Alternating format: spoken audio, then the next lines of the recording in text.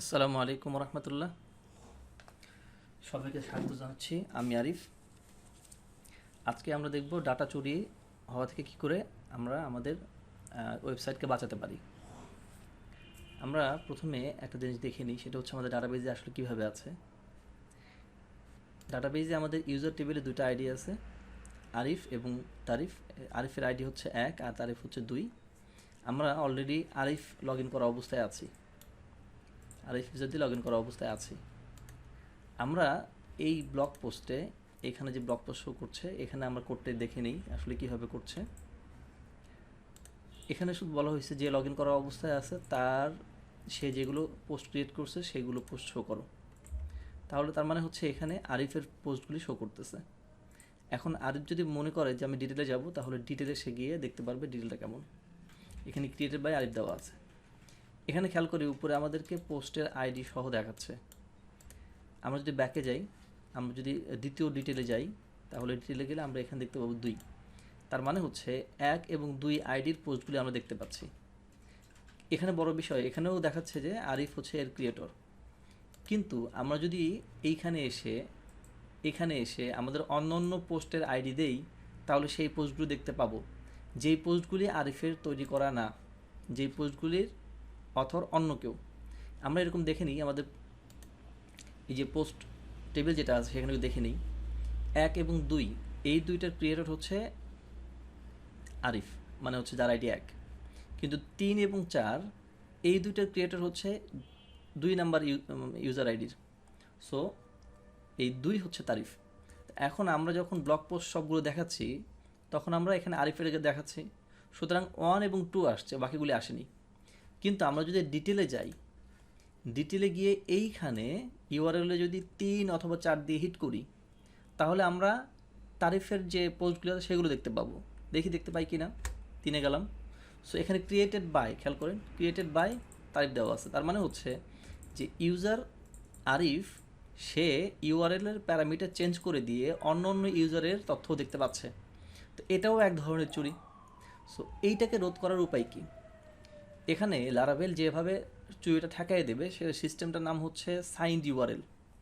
Signed URL কি, আমি এর আগে একটা পোস্টে codestep.tech ব্লগে কিছুদিন আগে, আপনারা প্রয়োজনে ভিডিও ডিসক্রিপশন থেকে পোস্টে দেখতে পারবেন। আমি সেখানে না গিয়ে আমার মূল কোডে চলে যাই। তার আগে আমরা আমাদের প্রজেক্টের স্ট্রাকচারটা একটু দেখে নিই।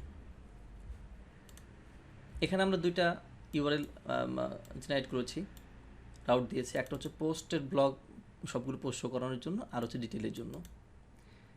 আমরা এই ডিটেল যেটা দিয়েছি, এখানে একটা ইউআরএল নাম দিয়েছি, তার নাম হচ্ছে পোস্ট শো, এই নামে দিয়েছি। মনে রাখতে হবে আমরা ইন ফিউচারে আমরা এই রাউট নেমটাকে ব্যবহার করব। এবং এখানে সবচেয়ে যেটা ইম্পর্টেন্ট, আমরা যে সাইন ইউআরএল কোনো একটাই করতে চাই, সেটাকে অবশ্যই এই রাউট নেম থাকতেই হবে, মাস্ট। আমরা এটাকেই ব্যবহার করব, আমরা এই রাউটটাকে ব্যবহার করব এবং এই নামে ব্যবহার করব। চলুন আমরা বর্তমানে দেখি কীভাবে আছে। সো পোস্ট এবং ডিটেলের লিস্টিংয়ের মধ্যে আমরা দেখিয়েছি, বলেছিলাম যে যেই অথর লগ ইন করা আছে তার পোস্টগুলি শো করাও। আর যখন শো করাচ্ছিলাম, ডিটেল দেখাচ্ছিলাম, তখন পোস্ট আনার পরে যেটা সিলেক্টেড করবে সেই পোস্ট আনার পরে ইউজারটাকে লোড করিয়েছি। সো আমরা এটাকে পাস করে দিয়েছি ভিউতে। সো আমাদের মূল কাজ হবে ইন্ডেক্স ফাইল, যেখানে আমরা সবগুলো ব্লক শো করাচ্ছিলাম। এখানে আমরা কাজ করেছি কি, রাউট, দেন রাউট নেম, দেন রাউটের প্যারামিটার, এটা দিয়েছিলাম। তো রাউট দিলে আমাদের কি হচ্ছে আমরা একটু খেয়াল করি। আমরা যদি একটু ব্যাকে যাই, তাহলে এই ডিটেইলে আপনারা খেয়াল করেন এই লিঙ্কটাতে কি দেখাচ্ছে, post/1 এটা দেখাচ্ছে। সো আমরা এইখানেই মূলত চেঞ্জ করে ফেলবো। আমরা দেব হচ্ছে এখানে আমরা একটা ফ্যাসাড আছে ইউআরএল, আপনারা যদি চান চলুন আমরা একটু দেখে আসি কোথায় আছে। এটা আছে হচ্ছে কনফিগ অ্যাপে, কনফিগ অ্যাপ। এখানে দেখেন একটা ফ্যাসাড এখানে অ্যাড করা হয়েছে আলিয়াস দিয়ে, সেটার নাম হচ্ছে ইউআরএল। সো ইউআরএল দিয়েও আমরা এটাকে ব্যবহার করতে পারবো। আমরা এটাকে কীভাবে ব্যবহার করবো এবার আমরা দেখি। ইউআরএল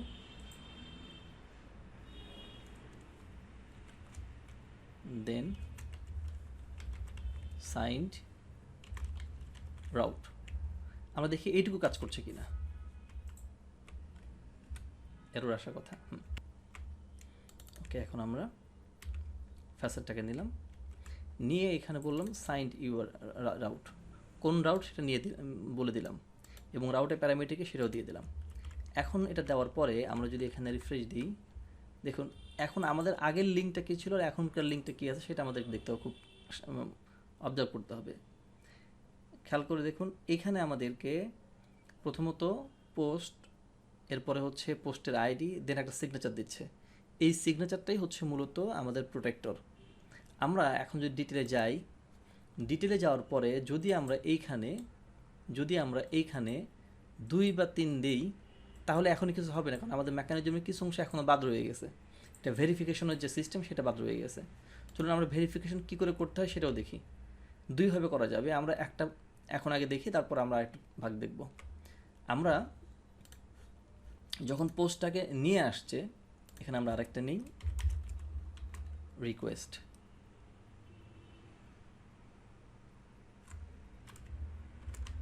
রিকোয়েস্ট প্যারামিটার পাস করলাম, কারণ আমাদের রিকোয়েস্ট লাগবে হচ্ছে ভেরিফাই করার জন্য। If request has valid signature, যদি থাকে তাহলে নিচের কাজগুলো করবে, অন্যথায় করবে না। সো আমরা এইখানে ধরে দিই নট। যদি ভ্যালিড না হয় তাহলে আমরা এখানে একটা কোড দিয়ে দেবো, অ্যাবর্ট করে দেব 401।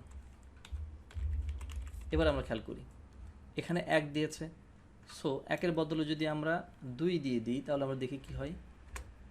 হ্যাঁ, আনঅথরাইজড, তার মানে এটাতে আমার অ্যাক্সেস নাই, আমরা প্রোটেক্ট করতে পারছি। আবার যদি আমরা 1-এ দিয়েই দিই, আমাদের যেটা আসছিল সেখানে দিয়ে সেটাই দিয়ে দিই আইডিটাকে, তাহলে আমরা অ্যাক্সেস করতে পারছি।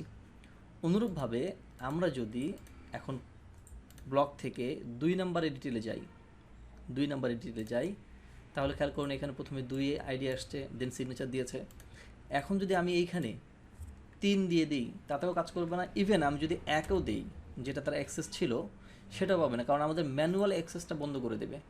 এটা হবে হচ্ছে ফুলি অটোমেশন। আমরা দেখি 1 দিই, তাতেও হচ্ছে না, তার মানে হচ্ছে আমাদের এখানে আনঅথরাইজড অ্যাক্সেস হচ্ছে। যেভাবে আমরা মূলত এভাবেই মূলত আমরা আমাদের পোস্টগুলিকে আনঅথরাইজড অ্যাক্সেস থেকে বাঁচাতে পারি। এবারে এর হচ্ছে একটা মাধ্যম যে আমরা ফাংশনের ভিতরে গিয়ে ব্যবহার করছি। এছাড়া আরেকটা ইজি ওয়ে আছে, কারণ হচ্ছে যেমন ধরুন আমি যদি এখানে শোতে যাই তাহলে এখানে দিতে হচ্ছে, আমি যদি এডিটের অপশনে যদি প্রোটেক্ট করতে চাই তাহলে এডিটের মধ্যে কোড দিতে হবে। সো এই প্রোটেকশন কোডটাকে আমার অনেক জায়গায় দেওয়া লাগতে পারে। সো আমরা এখন এসে আমরা যেটা করব সেটা হচ্ছে এটাকে বাদ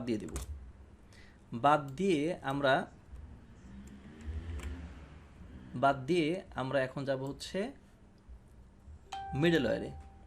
যে রাউটটাকে আমরা প্রোটেক্ট করতে চাচ্ছি ওই রাউটের শেষে মিডলওয়্যার হিসেবে যদি আমরা বলে দিই যে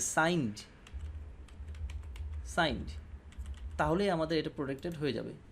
এখন খেয়াল করুন আমার এখানে কিন্তু কোনো কোড নেই, বাট আমি এখানে মিডলওয়্যার হিসেবে দিয়েছি সাইন্ড।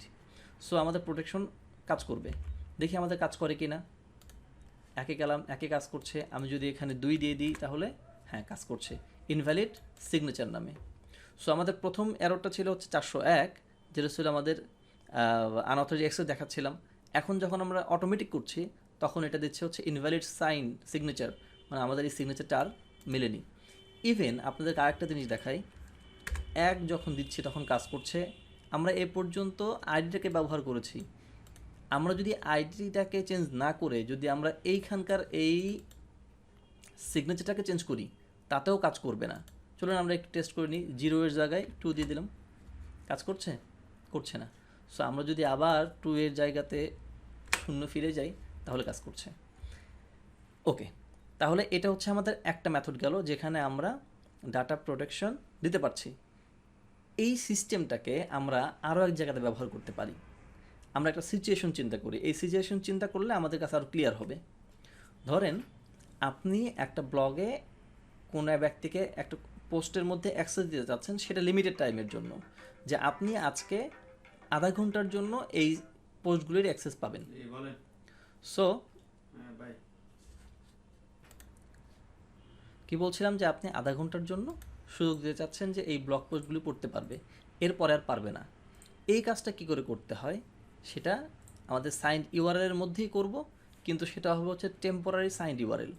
জাস্ট দুটো জায়গাতে চেঞ্জ করতে হবে। সেটা হচ্ছে আমরা খেয়াল করেন এই যে ইন্ডেক্সের মধ্যে এখানে বলেছিলাম কি সাইন্ড ইউআরএল, এখন দুটো আসবে, বলতে হবে temporary signed URL. Temporary signed URL এর পাশাপাশি আমাদের বলে দিতে হবে এটা কতক্ষণের জন্য আমরা কাজ করাবো। সো আমরা এইখানে এসে সেকেন্ড প্যারামিটার হিসেবে যাবে হচ্ছে কতক্ষণ, নাও। এরপরে এখন আমরা এটাকে বলতে পারি অ্যাড আওয়ার বলতে পারি, অ্যাড মিনিট বলতে পারি। সো আমরা যদি বলি যে অ্যাড সেকেন্ডস, সেকেন্ড বললাম হচ্ছে 10 সেকেন্ডের জন্য এটাতে সুযোগ পাবে। দেন আমি এটা শেষ করে দিলাম। এখন যাই, আমরা একটু ব্যাকে যাই। আমরা সেকেন্ড সময় দিয়েছিলাম, সেকেন্ড সময় দিয়েছিলাম। এখন দেখি কাজ করছে কি না। কাজ করছে। সো এখানে একটা বাড়তি আছে, সেটা কি বলেছে, নতুন একটা প্যারামিটার যোগ করেছে, নাম হলো এক্সপায়ার। আর আগের যে প্যারামিটার ছিল সিগনেচার, সেটা রয়ে গেছে। এখন এই যে সিগনেচার এক্সপায়ারের যে টাইমটা দেওয়া হচ্ছে, এটা হচ্ছে টাইম স্ট্যাম্পস। এখানেই বলা হচ্ছে যে কতক্ষণ মূলত সে অ্যাক্সেসটা পাবে। এখন আমরা চিন্তা করতে পারি যে তাহলে এটাকে চেঞ্জ করে দিলে হবে, এটাকে চেঞ্জ করে দিলে আমরা টাইম বাড়াতে পারবো, কিন্তু আলটিমেটলি সেটা হবে না। কারণ হচ্ছে এই ইউআরএল সিগনেচার জেনারেট করার সময় আইডি এবং এক্সপায়ারি টাইম এই দুটোকে নিয়েই মূলত সিগনেচার জেনারেট করে। ফলে আমরা এর কোনো প্যারামিটারকে চেঞ্জ করতে পারবো না। দেখি তো আমরা এখন রিফ্রেশ দিলে কাজ করে কি না। আমার যদি 30 সেকেন্ডের উপরে হয়ে থাকে তাহলে আর কাজ করবে না, যদি 30 সেকেন্ডের নিচে হয়ে থাকে তাহলে এখনও কাজ করবে। হ্যাঁ, 30 সেকেন্ড পাস হয়ে গেছে বিধায় আমরা আর এখানে অ্যাক্সেস পাচ্ছি না। তার মানে আমরা এখানে দুভাবে করতে পারি প্রোটেকশন, ডাটা প্রোটেকশন। এক হলো যে আমরা শুধুমাত্র ইউআরএল বেস কোনো টাইম লিমিট ছাড়া আনলিমিটেড টাইমের জন্য দিতে পারতেছি। আর একটা হচ্ছে আমরা একটা লিমিটেড টাইমের জন্য তাকে আমরা পোস্টগুলিকে উন্মুক্ত করে দিতে পারতেছি। সো এই দুই পন্থায় আমরা ইউআরএলের মাধ্যমে যেটা ডাটাগুলি চুরি হয়, ইউআরএল হিট করার মাধ্যমে ডাটাগুলি দেখতে পাই, সেই চুরিটাকে রোধ করতে পারি। আশা করছি আজকের প্রোগ্রামটি ভালো লাগবে। ভালো লাগলে অবশ্যই কমেন্ট এবং শেয়ার করে জানাবেন। আসসালামু আলাইকুম।